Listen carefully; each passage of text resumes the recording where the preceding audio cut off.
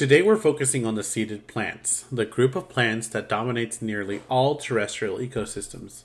This includes gymnosperms such as your conifers and angiosperms or flowering plants. Seed plants are evolutionarily successful because they are well adapted to life on land, especially through the use of seed and pollen, which reduces their dependence on water for reproduction.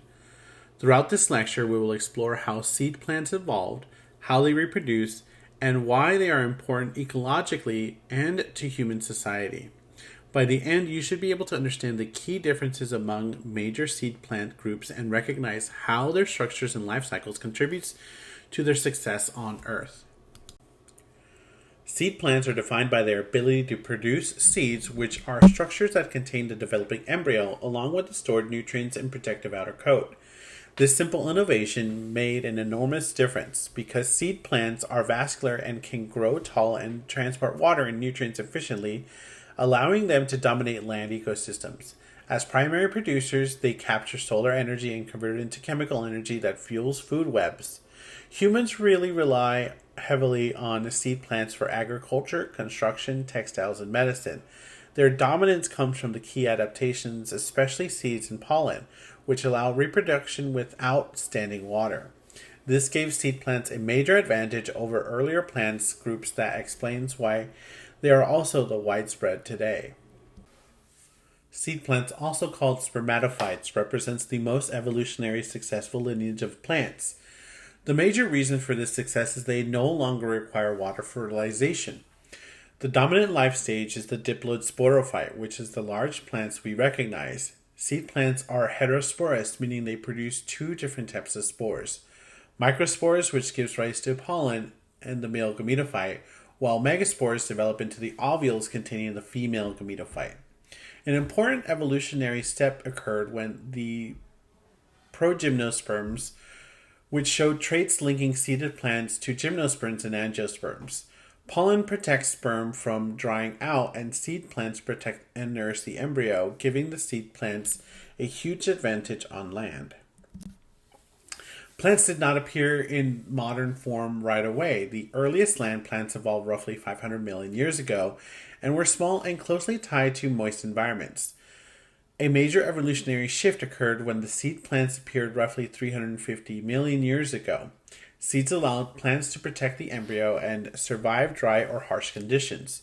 Gymnosperms evolved before flowering plants and dominated many ancient landscapes. Angiosperms evolved later, but their rapid diversification allowed them to spread into almost every terrestrial environment. This long evolutionary timeline explains why seeded plants are so successful today. Seed ferns are an important but extinct group of early seed plants. Even though they look like ferns with large divided leaves, they reproduce using seeds rather than spores. This combination makes them a key evolutionary link between seedless vascular plants and modern seeded plants. Their ovules were partly enclosed, which helped protect the developing embryo, an important step towards true seeds. Seed ferns thrived during the Permian period but eventually went extinct. Fossils of these plants give us an insight on how major reproductive adaptations evolved in plants over time. Conifers are a group of gymnosperms that are especially well adapted to harsh environments. They dominate cold regions such as the boreal forests and as well as high-altitude mountain ecosystems. Their needle-like leaves have a thick cuticle and reduced surface area, which minimizes water loss and prevents damage from freezing. Conifers reproduce using cones and seeds that are exposed rather than enclosed in fruits. Most conifers are evergreens, meaning they retain their leaves year-round, allowing them to photosynthesize whenever conditions permit, even during short growing seasons. Seeds are one of the most important evolutionary adaptations in plants. Each seed contains an embryo, which is the young sporophyte protected by a tough seed coat. This protection prevents drying out and damage in harsh environments. Seeds can remain dormant for long periods, sometimes years, until conditions such as moisture and temperature are suitable for growth. Inside the seed, stored nutrients provide energy for the embryo during early development before photosynthesis begins. Pollen grains represent another major innovation of seed plants. Pollen is the male gametophyte and contains the sperm cells needed for fertilization. Unlike earlier plants, seed plants do not require water for sperm to swim. Instead, pollen protects sperm from drying out and is transported by wind, water, or animals. Once pollen reaches the ovule, it grows a pollen tube that delivers sperm directly to the egg. This system allows fertilization to occur in dry environments and greatly expand where plants could successfully reproduce. Angiosperms, or flowering plants, are the most diverse and widespread group of plants today. Their defining feature is the flower, which contains the reproductive structures.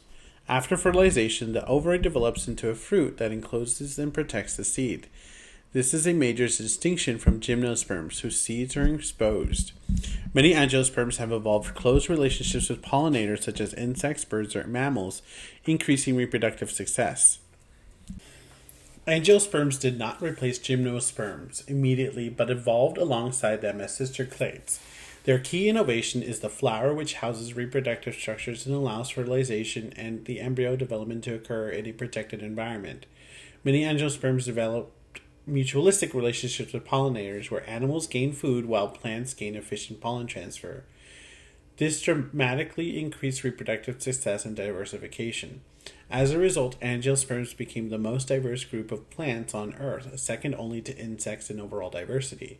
A defining feature of the angiosperm is that fertilization produces a seed, while the surrounding ovule tissue develops into the fruit, structures that aid in seed protection and dispersal. Phylogenetic trees are diagrams used by biologists to represent evolutionary relationships. In plants, these trees help us visualize how early land plants gave rise to seedless vascular plants, gymnosperms, and eventually angiosperms. Branch points represent common ancestors that shared key adaptations such as vascular tissues, seeds, or flowers. By comparing physical traits and genetic data, scientists can construct these evolutionary pathways. Phylogenetic trees are essential tools for understanding how plants' diversity developed over time and how modern plant groups are related. All plants share a life cycle pattern called alternation of generations, which means they alternate between two multicellular stages. The gametophyte stage is haploid and produces gametes, while the sporophyte stage is diploid and produces spores. In seed plants, the sporophyte is the dominant visible plant, such as the trees or flowering plants. The gametophytes are extremely reduced and protected within the sporophyte tissue, like pollen grains or the ovules. This reduction protects the reproductive cells and contributes to the success of seed plants on land. Conifers are gymnosperms, meaning they produce what they often are called naked seeds. These seeds are not enclosed within an ovary or a fruit, but instead exposed to cones or modified leaves, known as strobili. Conifers can be monoecious with male and female cones on the same plant, or dioecious with cones on separate plants. Their gametophytes are extremely reduced and remain protected within the sporophyte tissue. Fertilization is a closed process and may take up to 2 years for pollination to seed formation. Each seed that forms has 3 distinct components: a seed coat from the sporophyte tissue, a nutrient-rich gametophyte tissue, and an embryo that will grow into the next sporophyte. Conifers are the most familiar gymnosperms and include pines, spruces, firs, and redwoods. They are typically tall, woody trees adapted to environments where water is limited or temperatures are cold. These needle-like leaves reduce water loss and resist freezing. Most conifers are evergreens, allowing them to photosynthesize whenever conditions permit. A small number of species, such as the larches and the tamaracks, are deciduous and lose their needles seasonally. Cycads are an ancient group of gymnosperms that often look like palm trees but are not closely related to palms. They tend to grow in warm tropical or subtropical environments and produce very large, well-developed cones. Most cycads are dioecious, meaning individual plants are either male or female. Unlike many other gymnosperms, cycads often rely on beetles or pollinators rather than wind. This insect pollination strategy is considered evolutionary significant and may represent an early step towards the complex pollination relationships seen in flowering plants. Ginkgophytes are represented today by only one surviving species, Ginkgo biloba, making it a classic example of a living fossil. Ginkgo trees are dioecious, meaning male and female reproductive structures occurs on separate trees. Ginkgo's is unique among seed plants because its sperm cells retain flagella, a trait more typical of earlier plant groups. These trees are remarkably resilient and tolerate pollution, compacted soils, or disease, which is why they are commonly planted in urban environments. Neophytes are a small but very unusual group of gymnosperms that includes very different looking plants such as ephedra, needham, and welwitschia. These plants occupy a wide range of environments from arid deserts to tropical rainforests. Some neophytes show traits that resemble flowering plants, such as vessel elements in their vascular tissues, which made their evolutionary placement controversial. Despite these similarities, neophytes are still considered gymnosperms. Their diversity and unusual features make them important for understanding seed plant evolution. Floral structures are specialized for reproduction in angiosperms. The male structure, called the stamen, consists of the anther and the filament. The anther produces pollen, which contains the male gametophytes, while the filaments hold the anther in a position that aids pollen dispersal. The female structure is the carpel, also called a pistil. The stigma is a sticky surface that captures pollen and style in a slender tube that allows the pollen tube to grow towards the ovary. And the ovary contains the ovules where fertilization occurs. After fertilization, the ovary develops into fruit. Flowers that contain both stamen and carpels are called perfect flowers. The angiosperm life cycle is defined by alternations of generations with the sporophyte as the dominant plant. What makes angiosperms unique is that their gametophytes are housed within the flower. The pollen grain represents the male gametophyte, while the embryo sac inside the ovule is the female gametophyte. After pollination, a pollen tube delivers sperm to the ovule. Angiosperms undergo double fertilization, where one sperm fertilizes the egg to form the embryo, and the other forms the endospore, a rich nutrient tissue that supports embryo development. This process is unique to flowering plants and contributes to their evolutionary success. An inflorescence is by the arrangement of flowers on a plant rather than a single flower by itself. In some angiosperms, including beech trees, males and female flowers are reproduced separately but on the same plant. Male inflorescence produces pollen, which is released into the environment, often by wind. Female inflorescence contains the ovules that, once fertilized, will develop into seeds. Separating flowers into inflorescence can improve pollination efficiency and increases reproductive success, especially in wind-pollinated species like the beech. Basal angiosperms represents one of the earliest branches of the flowering plant lineage. These plants retain traits that closely resemble the first flowers to evolve. Examples include the common spice bush, which belongs to the laurels and the related cinnamon and bay laurels. Black pepper comes from Piper nigerum and was historically valuable along global spice trade routes, even though its flowers are very small and not showy. Lotus plants have been cultivated since ancient times for both their ornamental flowers and edible roots. Magnolias are another classic example with large flowers and exposed reproductive structures that reflect early angiosperm design. Magnolia plants are often used as a textbook example of the basal angiosperms because their flowers closely resemble early flowering plant forms. Instead of having tightly fused floral structures, magnolia flowers contain many separate stamens and carpels arranged in a spiral pattern. This loose organization is considered an ancestral trait. Another key feature is that the magnolia does not clearly distinguish between sepal and petal. Instead, they have tepals, which are leaf-like structures that serve both roles. When seeds mature, they often bright red and exposed, making magnolias especially useful for studying early angiosperm reproductive traits.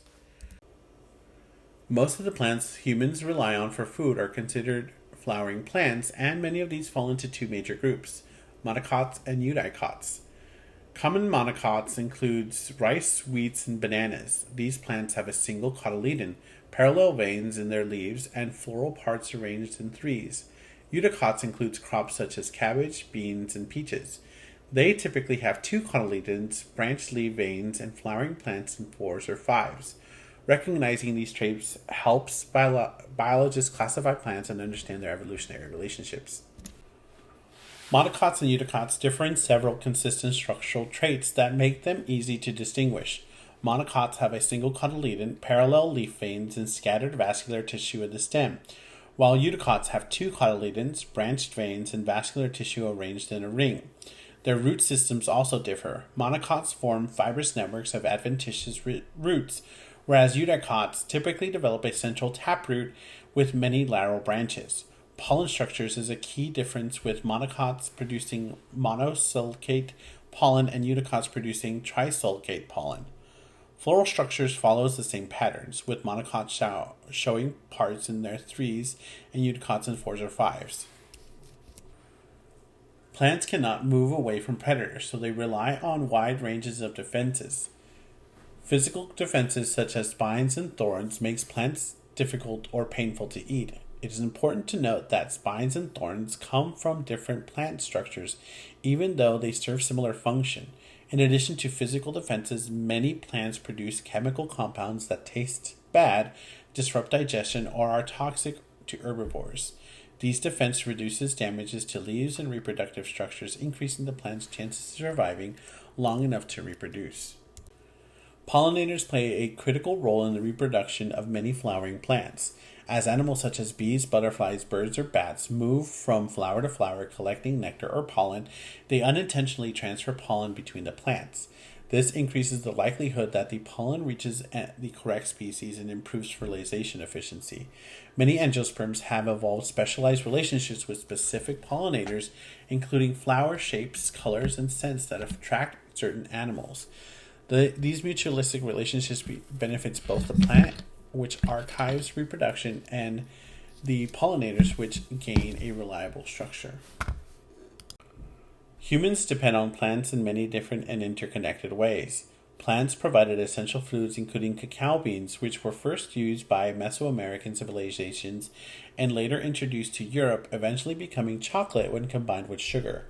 Plants are also valued for beauty, as seen in ornamental flowers like the tulips, grown purely for aesthetic and cultural reasons.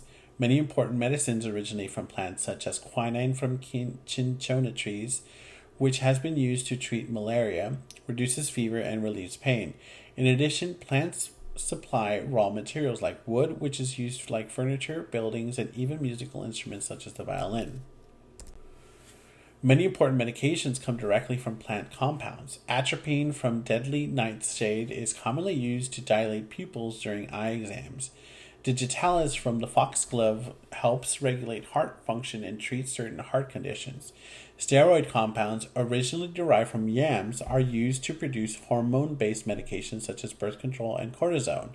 Ephedrine from ephedra acts as a decongestant and helps open airways. Taxol from the Pacific yew disrupts cell division and is widely used in cancer treatments.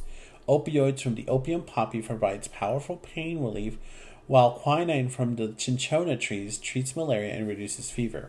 Aspirin traces back to the salicylic acid found in willow bark.